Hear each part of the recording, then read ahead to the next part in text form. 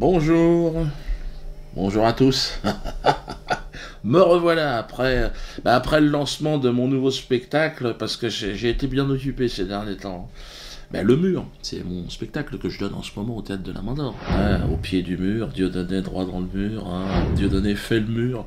Enfin bon, vous allez le voir, ce thème du mur est extrêmement riche. Vous y êtes évidemment tous conviés, enfin il faudra payer quand même, mais... Et puis surtout en tournée, parce que je serai en tournée dans toute la France, tous les zéniths, cette fois-ci on va tous les faire. N'hésitez pas à réserver vos places. Si vous êtes en province, il va y avoir du monde. Mais je reviens donc vers vous pour vous annoncer que le premier mariage donc en France entre deux codétenus aura donc bien lieu. C'est bon, ça sera le 17 juillet prochain. Les jeunes époux, les mariés, se diront oui pour la vie, devant leurs deux témoins. Alors qui sont leurs deux témoins? Bien moi-même, vous le savez, je vous l'ai annoncé le mois dernier. Et le deuxième témoin, ce sera Monsieur Ilich Ramirez Sanchez, alias le commandant Carlos. Oui. C'est un nouveau scoop. Donc Pierre Berger, évidemment, Christiane Taubira, François Hollande, les grands architectes de cette loi seront conviés. Alors certains pourront venir, d'autres pas. L'emploi du temps, évidemment, est extrêmement chargé pour ces personnes. Ils sont conviés à venir fêter avec nous cet instant historique. Je crois que c'est historique, honnêtement, et surtout hautement symbolique, vous imaginez bien. Quel chemin parcouru, d'ailleurs, par la famille française en un siècle d'histoire. Souvenez-vous, il y a un siècle, regardez cette famille française dans les campagnes. Et regardez maintenant. Le mariage de Germain et d'Alfredo représente à la fois le progrès, la fierté de toute une nation et la grandeur de la civilisation. Car quoi de plus beau qu'une société qui permet la réinsertion par l'amour? Et là je pose la question à ceux qui étaient les plus récalcitrants sur cette loi. Réfléchissez. Merci au maire de Poissy, Frédéric Bernard, sans qui rien n'aurait été possible, un homme courageux qui, malgré la pression de la rue, a accepté de devenir le premier maire de France, si vous imaginez, à unir deux détenus de longue peine. Et il nous démontre, si besoin en était, qu'il existe encore dans cette sphère politique tant décriée, on l'a vu avec Cahuzac, les Guéants, enfin tous ces scandales, qu'il existe des hommes de grande morale. Et vous en faites partie. Merci.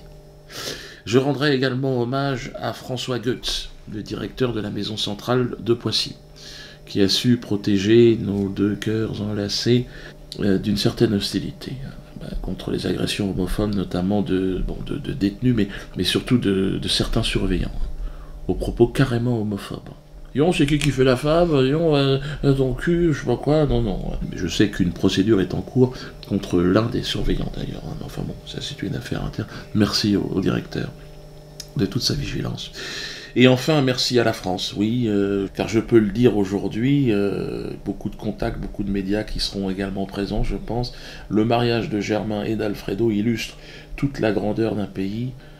Longue vie aux mariés, vive la France. Par ailleurs, je vous confirme que je me suis rendu à la cour d'assises de Paris pour témoigner de la moralité du commandant Carlos, on en parlait tout à l'heure. Bon, alors certains se sont interrogés, Diodo, pourquoi tu fais ça? Bon, alors vous l'aurez constaté, mon témoignage n'a pas pu éviter la condamnation à perpétuité, il risquait pas de prendre plus. Donc c'est pour ça que je me suis permis de témoigner. Mais nous reviendrons très prochainement sur ce procès complètement étonnant, avec le témoignage notamment de Pierre Panet, qui l'a suivi au quotidien et qui va nous en dire quelque chose. Il y a eu l'affaire Méric aussi, évidemment, interpellée par la vague d'indignation médiatico-politique sans précédent. Quand on est identifié militant antifasciste, quand on est une femme voilée, quand on est un immigré, quand on est un homosexuel, on peut maintenant ouvertement se faire agresser dans la rue. Donc voilà, on est venu d'abord pour faire en sorte qu'il y ait ce sursaut antifasciste, antiraciste et qu'il y ait un mouvement qui se construise. Nous avons mené une enquête, moi et la rédaction des Quenelles. Donc on s'est réunis, on a dit bon c'est pas possible, on peut pas laisser les choses comme ça. Nous avons rencontré pour vous un cadre de la haine. Vous savez que j'ai toujours de la réticence à aller aussi près, me rapprocher aussi près de la haine. Et là il s'agit directement du petit-fils d'Hitler. Alors on ne sait pas si c'est par alliance ou si c'est... Mais il semblerait, c'est un rapport direct. Il s'appelle Serge Ayoub. Donc son mouvement a été dissous, mais il nous a rencontrés. On a un reportage qui arrive. Hein. Moi-même, j'avais beaucoup d'appréhension. J'en ai appris pas mal. Je sais pas à qui on portera le plus préjudice, si c'est lui ou si c'est nous, mais bon, en tout cas, ça a été intéressant, hein, parce que bon, ce sont a priori de l'extrémisme, la haine. On avait peur qu'ils nous tuent, parce que moi, personnellement, je suis noir, donc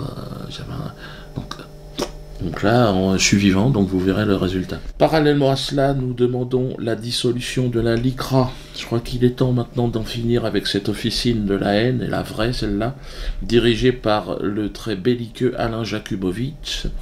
Hein, il excusera que si j'écorche son nom, bon, de toute façon on s'en fout. Alain Jakubowicz, c'est celui qui avait menacé mes enfants. On sait où ils habitent, on va bien rigoler.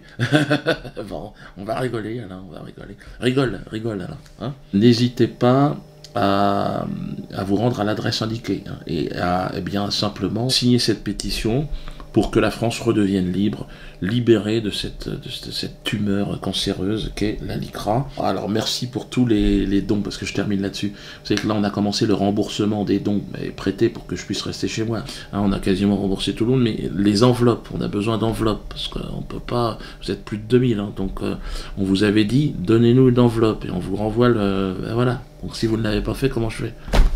Eh ben voilà, si c'est pour dire n'importe quoi, fermez-la. Moi, il me reste plus qu'une chose, c'est d'aller faire mon spectacle, parce que pour vous rembourser, il va falloir que je bosse.